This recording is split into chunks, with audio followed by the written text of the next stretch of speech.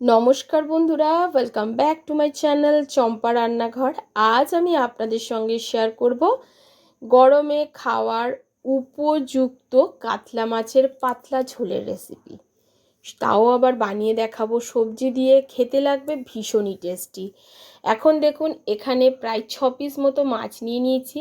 মাছগুলোকে প্রথমে খুব ভালো করে লবণ হলুদ দিয়ে মেখে নিচ্ছি। প্রথমে তো ধুয়েই নিয়েছি, তারপরে লবণ হলুদ দিয়ে খুব ভালো করে মেখে নিচ্ছি।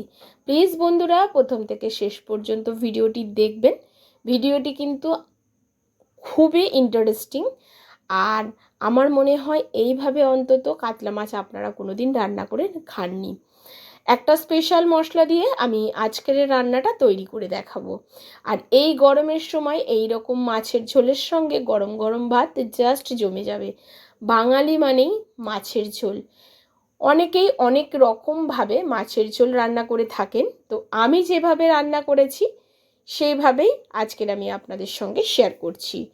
আর দেখুন বন্ধুরা, এখানে খুব ভালো করে মাছগুলোকে লবণ হলুদ আমি মাখিয়ে নিলাম। মাছগুলো কিন্তু বেশ ফ্রেশ ছিল আর বেশ একটু বড় বড় ছিল মাছগুলো। এই মাছগুলোকে আমি সবজি দিয়ে রান্না করব, কারণ এখন বাজারে বেশ ভালো ঝিঙা উঠে গেছে। তো আজকের রান্না কিন্তু আমি ঝিঙে আলু দিয়ে তৈরি করে দেখাবো একটা স্পেশাল মশলা দিয়ে। তাহলে চলুন বন্ধুরা, শুরু করে দিই। মাছগুলো মাখিয়ে সাইডে সরিয়ে রেখে দেব। প্রায় 3 থেকে 4 মিনিট পর কড়া বসিয়ে নিয়েছি। কড়ার মধ্যে দিয়ে দিচ্ছি সর্ষের তেল। সর্ষের তেলে রান্নাটা হবে। সর্ষের তেলটা গরম হয়ে গেছে, খুব ভালো করে তেলটাকে গরম করতে হবে।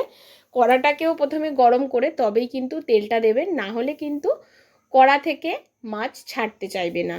প্রথমে কড়াটাকে খুব ভালো করে গরম করে নিয়ে সর্ষের তেল দিয়েছি। সর্ষের তেলটাকেও খুব ভালো করে গরম করে নিয়েছি। এখন প্রথমে আমি 3 পিস মাছ ভাজতে দিয়েছি। মাছগুলোকে উল্টে পাল্টে একটু হালকা লালচে করে আমি ভেজে নেব। দেখুন, একটা পিঠ বেশ ভাজা হয়ে গেছে, আর একটা পিঠ দিয়ে দিয়েছি। একটা পিঠ ভাজতে সময় লাগছে আমার 2 থেকে 2.5 মিনিট মিডিয়াম ফ্লেমে। এখন এই 3 পিস মাছ আমি তুলে নিচ্ছি। যে তেল আছে তার মধ্যে আরও 3 পিস মাছ আমি দিয়ে দেবো। প্লিজ বন্ধুরা, আমার এই ছোট্ট চ্যানেলে আপনাদের সাপোর্টের সাহায্যের খুবই প্রয়োজন। প্লিজ পাশে থাকবেন আর সাপোর্ট করবেন। আর বন্ধুরা, এই রকম ঘরোয়া মাছের ঝোল বা যে কোনো ঘরোয়া রেসিপি পেতে অবশ্যই আমার চ্যানেলটিকে সাবস্ক্রাইব করবেন। এখন দেখুন মাছগুলো ভাজা হয়ে গেছে, এগুলোকেও আমি তুলে নিচ্ছি। যে তেল আছে তার মধ্যে দিয়ে দিচ্ছি গোটা জিরে ফোড়ন। গোটা জিরে ফোড়ন দিয়ে রান্নাটা হবে। এখন এই ফোড়নের মধ্যে দিয়ে দেবো আলু। হ্যাঁ বন্ধুরা, আজকের আমি দিয়ে দিচ্ছি আলু। কেটে নিয়েছি ঠিক এরকমভাবে, একটা বড় সাইজের আলু নিয়েছি। আলুটাকে এরকমভাবে কেটে নিয়েছি। এখন তেলের মধ্যে সমস্ত আলুগুলোকে দিয়ে দিচ্ছি। আলুগুলোকে দিয়ে একটু হালকা নাড়াচাড়া করে হালকা করে ভেজে নেব 2 মিনিট মতো।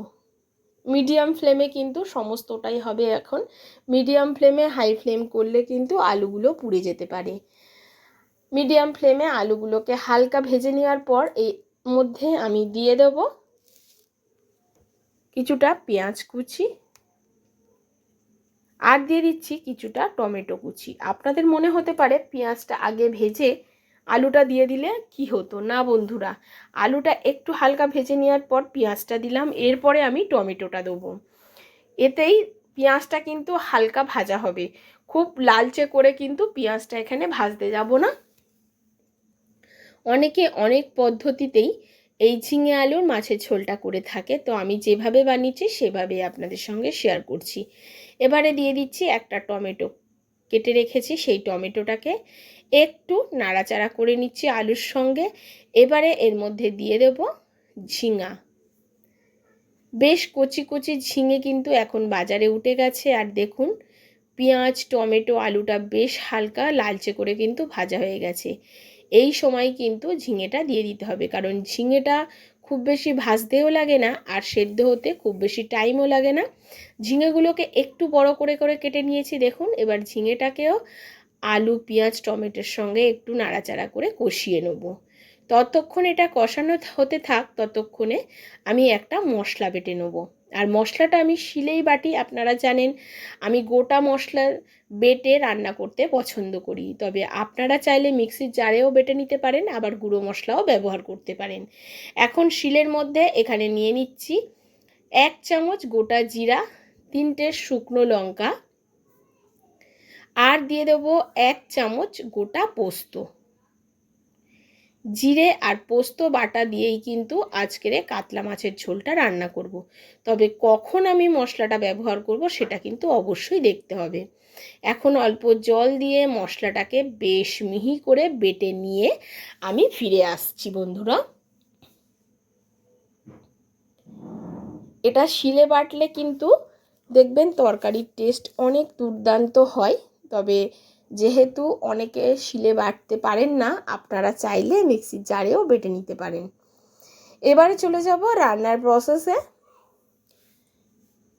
আর দেখুন আলু আর ঝিঙে কিন্তু বেশ কষে গেছে। এখন দিয়ে দিচ্ছি পরিমাণ মতো লবণ, হলুদ গুঁড়ো, আর দিয়ে দিচ্ছি এখানে একটু কাশ্মীরি লঙ্কার গুঁড়ো।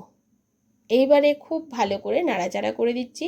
কাশ্মীরি লঙ্কার গুঁড়োটা দেওয়ার কারণে কিন্তু তরকারির মধ্যে একটা সুন্দর কালার আসে, তার জন্য এখানে 1/2 চামচ কাশ্মীরি লঙ্কার গুঁড়ো দিয়ে দিলাম। আপনারা চাইলে এটাকে স্কিপ করতে পারেন। এবারে বন্ধুরা একটু নাড়াচাড়া করে ভালো করে কষিয়ে নিয়ে দিয়ে দেব যে মশলাটা বেটে নিলাম সেই মশলাটা, পোস্ত আর গোটা জিরে আর শুকনো লঙ্কার পেস্টটা।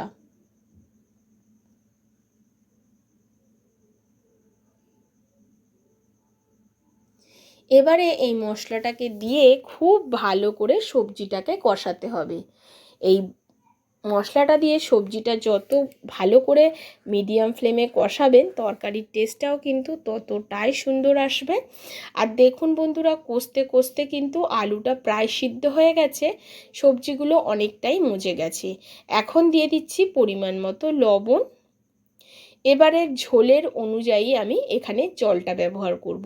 তবে বন্ধুরা, আপনারা যদি একদম পাতলা ঝোল রাখেন সেই অনুযায়ী জলটা দেবেন।